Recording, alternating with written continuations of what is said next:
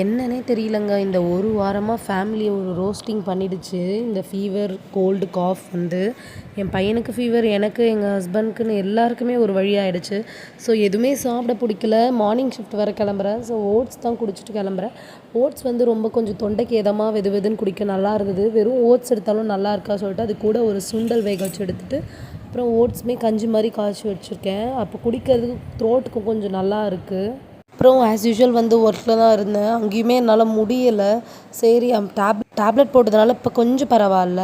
அப்புறம் ஈவினிங் வந்து ரிட்டர்ன் ஆயாச்சு. பார்த்தா செம்ம வெயில். என்னடா இது இவ்வளோ வெயில் அடிக்குதே, முடியலடா சாமி அப்படின்னு சொல்லிட்டு வந்து பார்த்தா இவன் பண்ணுறது அதுக்கு மேலே முடியலை.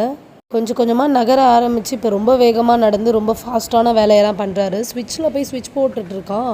அவன் கை கேட்டுற மாதிரி இருக்குது. அதை முதல்ல சேஞ்ச் பண்ணணுன்னு எங்கள் ஹஸ்பண்ட் கிட்ட சொல்லிட்டு இருக்கேன். கண்ட்ரோலே பண்ண முடியலங்க. அப்புறம் அம்மா பிரியாணி செஞ்சுருந்தாங்க, சாப்பிட்டேன். ரொம்ப நல்லா இருந்துச்சு.